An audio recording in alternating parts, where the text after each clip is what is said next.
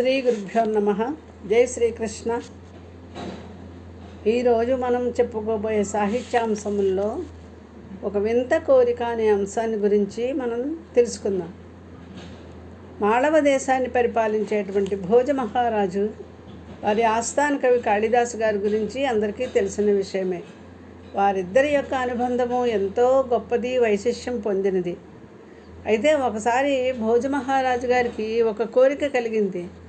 అదేమిటంటే, తను మరణిస్తే తన ఆస్థాన కవులు కాళిదాసు వీళ్ళందరూ కూడా ఎలా స్పందిస్తారు, ఏమని చెప్తారు, వాళ్ళ యొక్క భావాలు అవి తెలుసుకోవాలి అనే ఆకాంక్ష కలిగిందట. కలిగిన వెంటనే ఆయన కాళిదాసుని పిలిచి అడిగాడు, నేను మరణిస్తే నీ యొక్క స్పందన ఏమిటి? నేను మరణించినట్లుగా భావించి కీర్తిశేషుడైనటువంటి భోజ మహారాజు గురించి 4 శ్లోకాలు చెప్పవలసింది అంటే, కాళిదాసే కాదు ఆ సభాసదులందరూ కూడా మంత్రులు అందరూ కూడా దాన్ని ఖండించి, ఏమిటి మహారాజా, మీ కోరిక చాలా విపరీతంగా ఉంది, జుగుప్సావహంగా ఉంది, అమంగళాన్ని ప్రతిధ్వనించే విధంగా ఉంది, అందుచేత ఈ కోరిక నెరవేరదు అని అందరూ కూడా ఖచ్చితంగా, అంటే కుండ బద్దలు కొట్టినట్లుగా మేము చెయ్యము అని చెప్పారు. అయితే రాజుగారు మరలా భోజ మహారాజు కాళిదాసుని అడగడం జరిగింది. ఈ కోరిక చాలా విడ్డూరంగా ఉంది మహారాజా, ఒక మాటలో చెప్పాలంటే ఎవరో ఉన్మాదులు తప్ప ఎవరు కూడా ఇలాంటి కోరికలు కోరరు, ఇలాంటి శ్లోకాలు చెప్పమని మీరు అడగకూడదు, నేను చెప్పకూడదు, క్షమించండి అని కాళిదాసు చెప్పడం జరిగింది.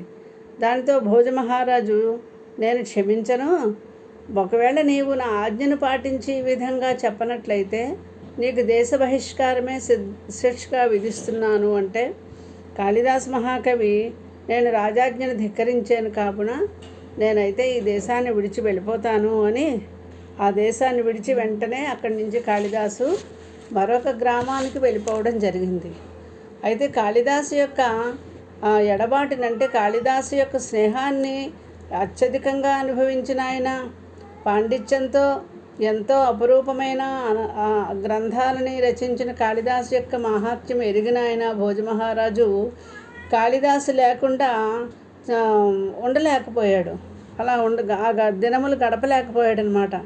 అందుకని కాళిదాసుని వెతికి తేవాలి అనే ఉద్దేశంతో ఒక యోగి పొంగవుడు వలె మారువేషం వేసుకుని భోజ మహారాజు గ్రామాలన్నీ తిరుగుతూ ఉన్నారు.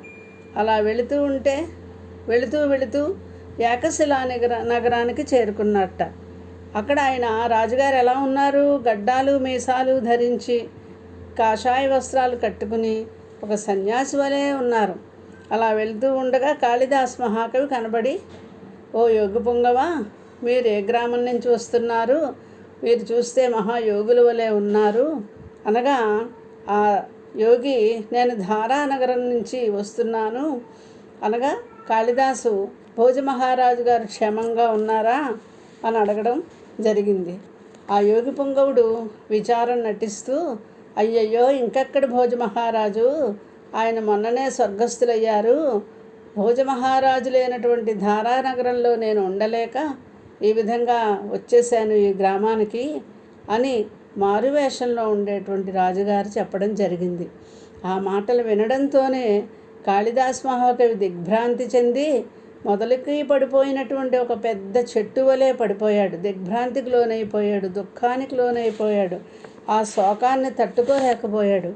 ఆ శోకాన్ని తట్టుకోలేక కాళిదాస్ మహాకవి, ఓ రాజా, నీవు వెళ్ళిపోయాక నేను ఎలా జీవిస్తాను అనుకుంటున్నావు, నాకు కూడా ఆ మరణం వచ్చేస్తే బాగుండు అని ఆ కాళిదాసు రాజుగారితో గడిపినటువంటి మధుర క్షణాలని, సభలో జరిగిన విశేషాలని అన్నిటినీ కూడా స్మరించుకుంటూ ఆ జ్ఞాపకాలని ఇలా అంటాడు అప్రయత్నంగా, అజ్జధార నిరాధార నిరాలంబ సరస్వతి, అజ్జధార నిరాధార నిరాలంబ సరస్వతి, పండితాః ఖండితాః సర్వే భోజరాజే దివంగతే అని అప్రయత్నంగా ఒక శ్లోకం చెప్పారు కాళిదాసు.